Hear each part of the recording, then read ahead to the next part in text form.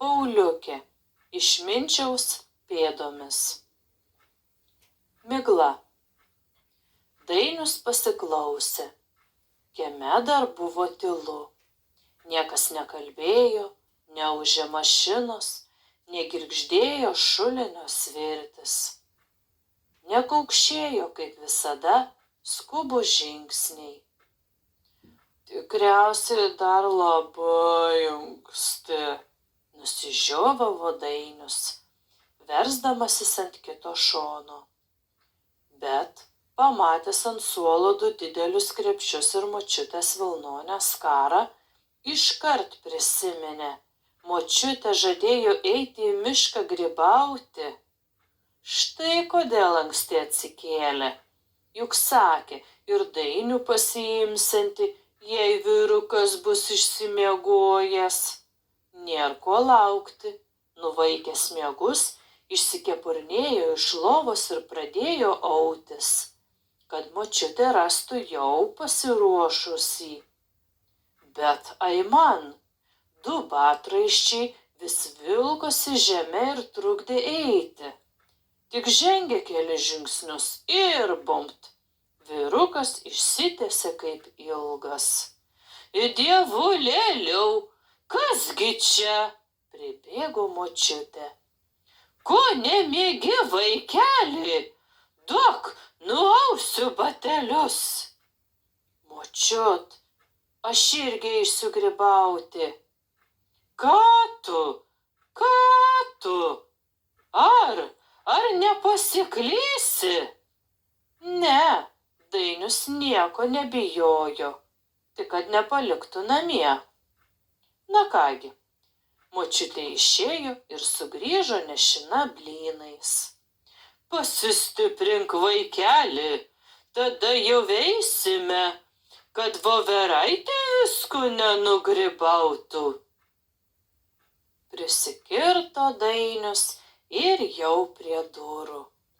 Išlėkė į kiemą, nudūmė iki kalnų, kur pažinojo kiekvieną vietelę, kur tiek kartų rinko žemuoges, bėgo pas šienpjovius.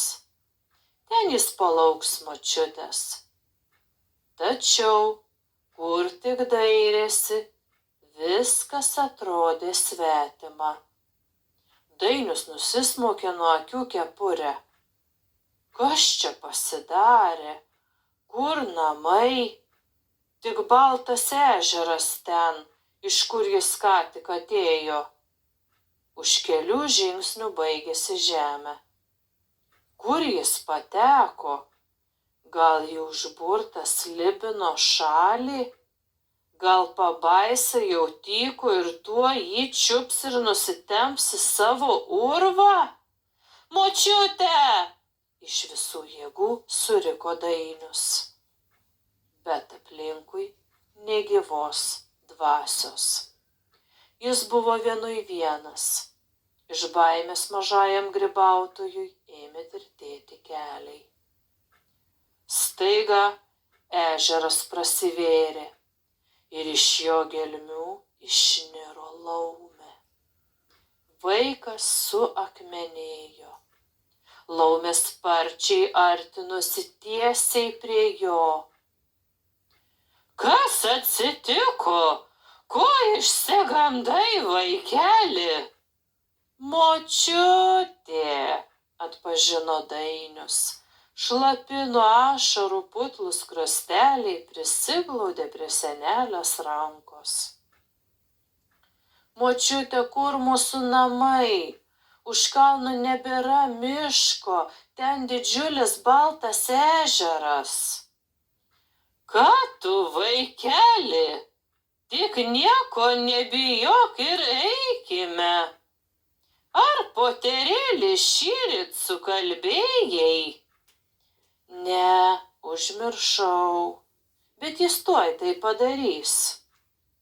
Močiutė nuėmė jam kepurytę, suglostė plaukus, paglostė galvutę.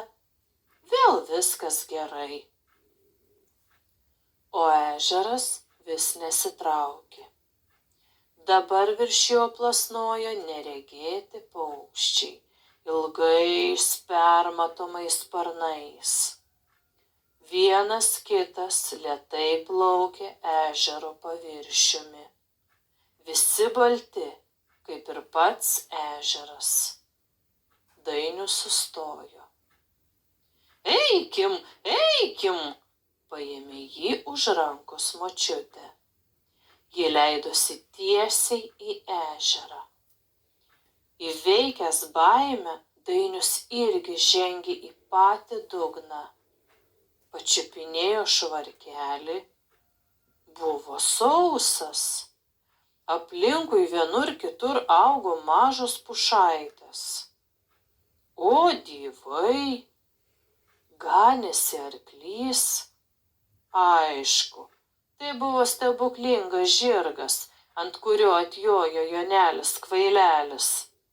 Šaunuolis, išvadavęs slibino pagrobtą karalaitę, gavo pusę karalystės. Dainius apsidairė, bene pamatys ir patį Joną. Ne, Jono čia nebuvo. Bet žiūrėk, ant pušaičių sudžiaustytos baltos plonytėlės skarelės. Tikriausiai karalaitės nosinytės. Mažas delniukas ištrūko iš močiutės rankos. Karalaitė ateis susirinkti savo skalbinių, jie bus apsitaisiusi spindinčiais rūbais, ant jos galvos tviskės karūnėlė, ji padovanos Dainiui kapšelį aukso ir Dainius pasakys ačiū. Iš ežero gelmių atvilnijo grėsmingas ūžesys. Ne, vis dėlto Dainius čia geriau neliks. Juoba, kad ir močiutės nebematyti. Ma, ji tą auksą. Dainius leidosi tekinas. Virš galvos klyktelėjo paukštis. Močiute! Norėjo sušukti berniukas, bet balsas įstrigo gerklėje. Kažkas spraudėsi pro pušaites. Ar tik ne karaliaus svita? Tuoj išnirs. Dainius pasislėpė. Oi, kad tai būtų močiutė. Na eikš, vaikeli, padėk man grybauti. Ar esi matęs tokį baravyką? Pasigirdo pažįstamas balsas. Močiut, tu mano auksas, nudžiugęs garsiai sušuko berniukas. Ar tikrai? Lenkdamasi gražios sumedės nusijuokė toji. Dabar Dainius nuo jos nesitraukė nė per žingsnį. Abu grybavo, kol įdienojo. Gana, dabar jau neškime grybus namo. Ištiesusi nugarą, močiutė pasitaisė skarą. Keista, labai keista. Iš tolo kuo aiškiausiai buvo matyti saulės apšviestas namo stogas. Kur dingo ežeras?